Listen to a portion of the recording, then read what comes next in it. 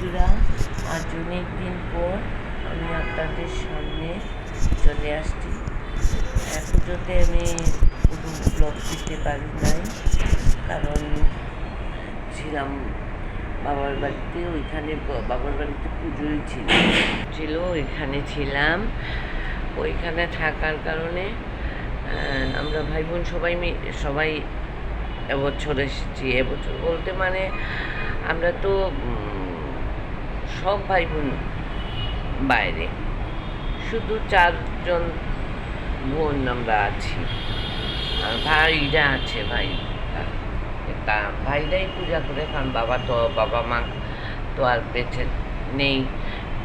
আর এখন ভাইদের যাই হোক, পুজোতে গিয়েছিলাম যখন, আনন্দ ফুর্তিটাই আমরা একটু করেছি। সেই সময় আমি ব্লগ করতে পারি নাই, যে কারণে আপনাদের সামনে এতদিন আমি কোনো ব্লগই দিতে পারি নাই। আজ থেকে আমার নতুন ব্লগ শুরু হলো, এবং আর কমিউনিটি পোস্টও আমি করিনি। আজ থেকে আমার নতুন ব্লগ শুরু হলো।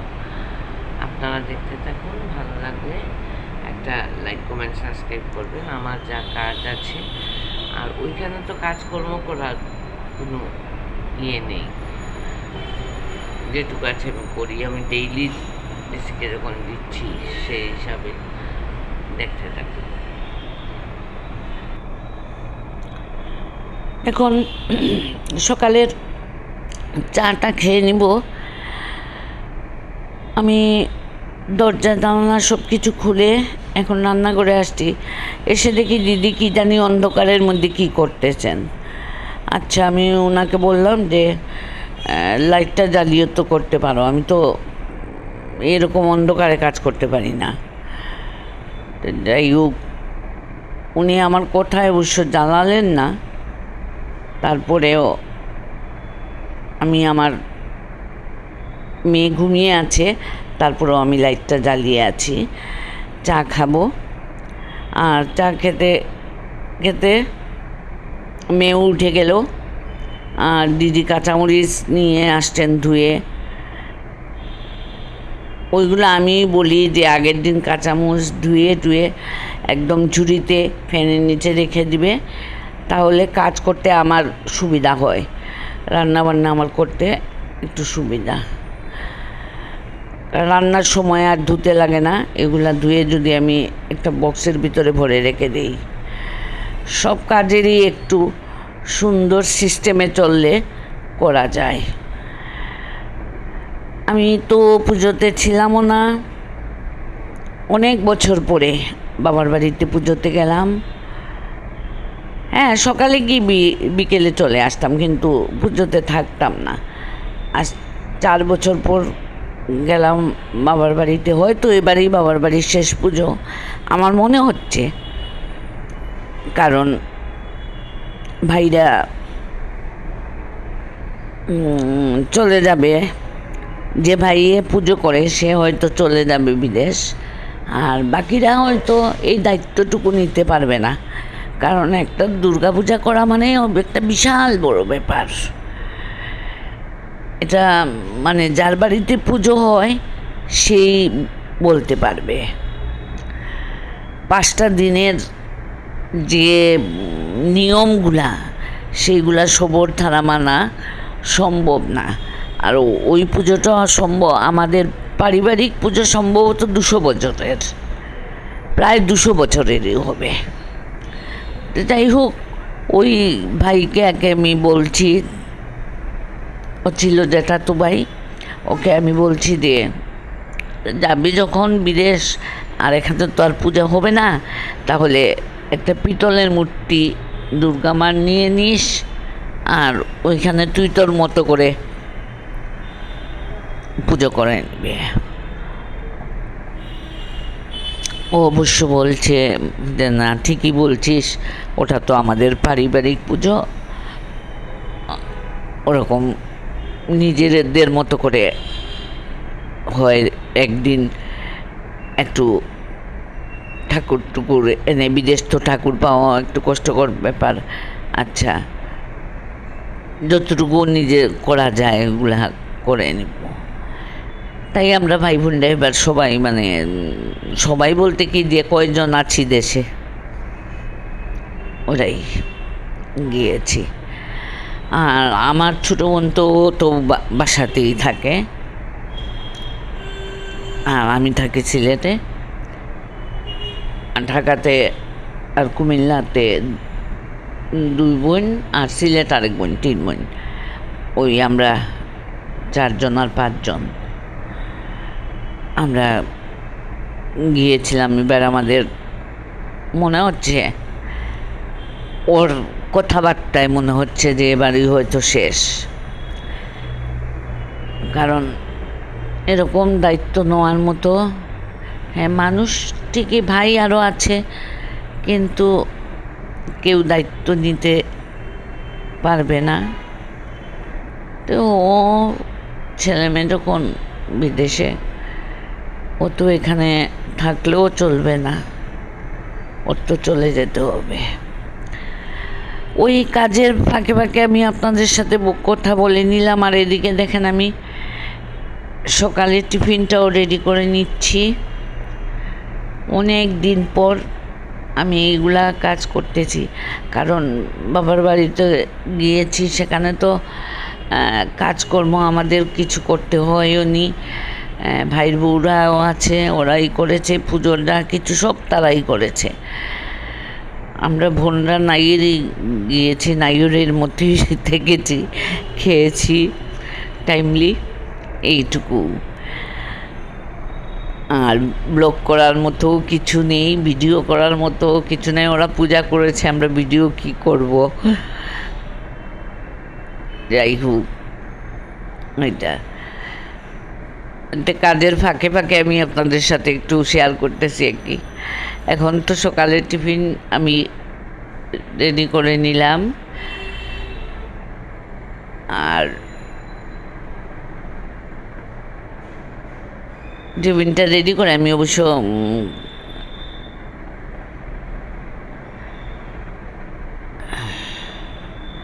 ফুল তোলাও আপনাদের সাথে আজকে শেয়ার হয় নাই, ফুল তুলে নিব।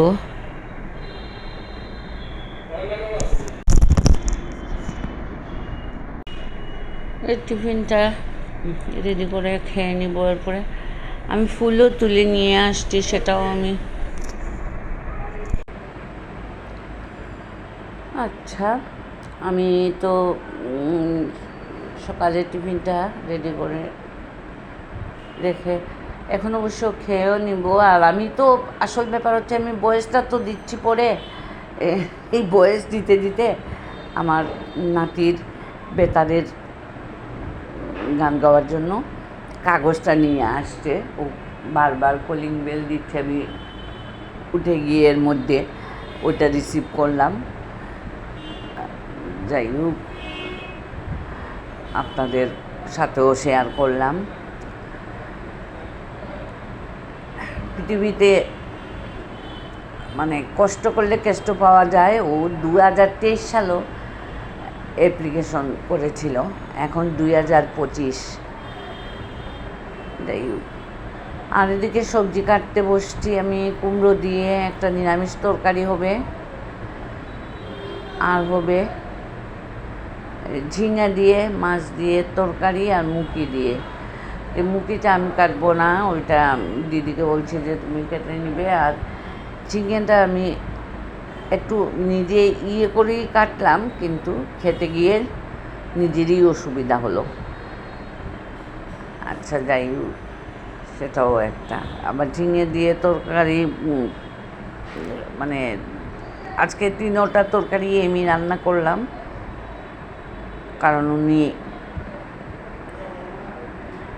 মশলা বাটা এগুলা কোনো কিছু করা নেই, কারণ উনিও ছিলেন না, আমিও যখন আমার বাবার বাড়িতে ছিলাম, আমার দিদিও চলে গিয়েছিলেন আনসারের ডিউটি দিতে।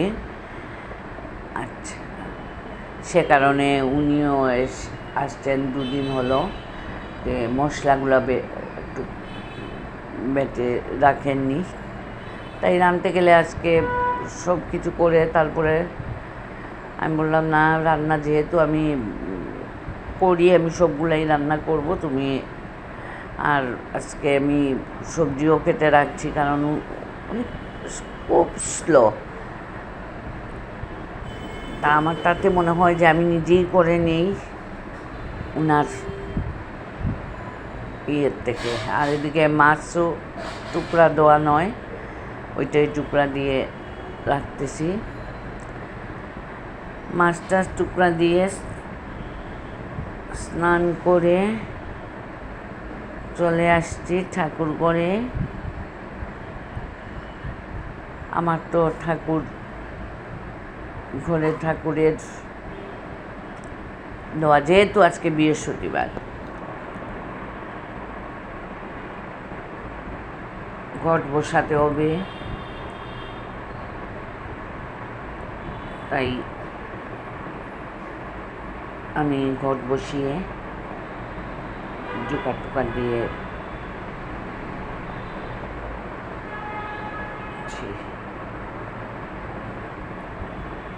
একটা সংসারও সংসারে অনেক কাজ থাকে, সব কিছু যদি ক্যামেরা বন্দি করা যায় তাহলে তো উপায় নেই।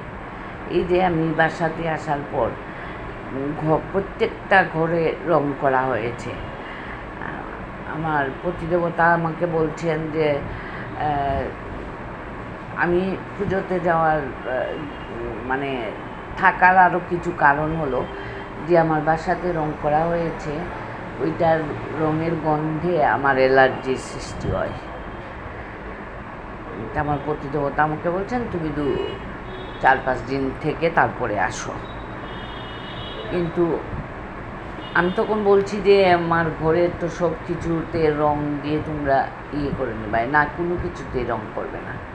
কিন্তু সব কিছুতেই রং এবং মাটির গুঁড়া এসে তো আমার মাথা এমনিতেই গরম, আর কি বলবো। প্রত্যেকটা ঘর, প্রত্যেকটা শোকেজের উপর, ওয়ার্ডরোবের উপর, স্টিল আলমিরার উপর সব কিছু ঝাড়তে হচ্ছে আমার এখন, ডাইনিং টেবিল থেকে শুরু করে, কারণ এত ধুলাবালি। আর এই ডাস্টের কারণে আমার কিন্তু সর্দি কাশি প্রচণ্ড হয়। কিন্তু কী করব, কিচ্ছু করার নাই। উনি বোঝার মতো মানুষ না, উনি ওনার নিজেরটা শুধু বোঝেন।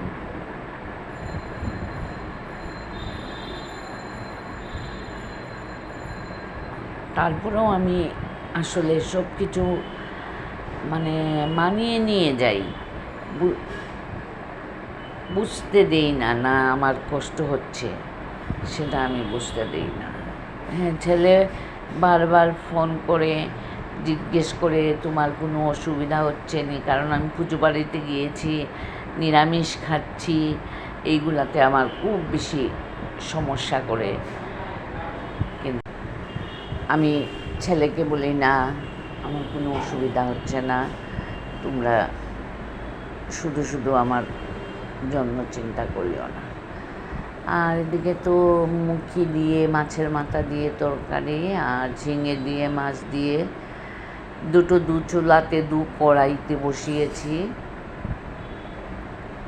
বুঝতেই পারছেন এতগুলো কাজ করে এসে বসিয়েছি, প্রায় 1:30টা বেজে গেছে। অন্য সময় হলে অতটুকু সময় লাগে না, কিন্তু এখন প্রচুর সময় লাগে, কারণ ঘরে দুয়ারে একদম ধুলোবালির কারখানা। আর মেয়ের জন্য, মেয়ে তো মাছ খায় না, ওর জন্য একটু বাটিতে মুখি তুলে রেখে দিলাম। আর আমাদের জন্য মাথা দিয়ে তরকারিটা রান্না করলাম, আর এদিকে ঝিঙে দিয়ে রৌ মাছ দিয়ে তরকারি রান্না করলাম। আবার মেয়ের জন্য কুমড়ো চচ্চড়িও রান্না করলাম, সেটা আমি আপনাদের সাথে শেয়ার করলাম না, শেয়ার না করেই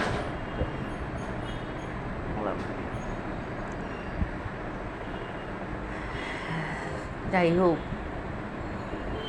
এত চিন্তা ভাবনা করে চলি, তারপরেও শরীরটা নিয়ে আসলে পারি না। আর মানুষের মানসিক প্রশান্তি যদি না থাকে তাহলে আসলে কোনো কিছুই ভালো লাগে না। টাকা পয়সা তো সব কিছুর ঊর্ধ্বে নয়। মানুষের শরীরটা ভালো থাকলে আমি মনে করি টাকা পয়সা একটু কম থাকলেও চলবে। তরকারি রান্না করে এখন স্টিপের ভিতরে আমি আলমারির ভিতরে আমি ঢুকিয়ে রেখে দিচ্ছি, কারণ ওই রান্না করে রেখে যাব, দিদিকে বলবো, বিলাই এসে মুখ দিয়ে চলে যাবে। ওই জন্য আমি নিজেই আলমারিতে ঢুকে রেখে দিচ্ছি।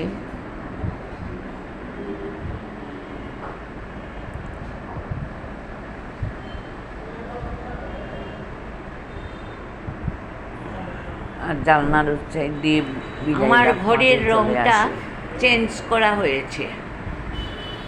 আচ্ছা দেখেন, এখন ঘরটা আমার অন্ধকার অন্ধকার লাগতেছে। আগের রংটাই সুন্দর ছিল। আগের রংটা আপনাদেরকে আমি দেখাতে পারলে বুঝতে পারতাম, কারণ এখন রঙের ইয়েটা দেখেন, হয়তো দেখাতে পারবো, একটু দাঁড়ান। এই যে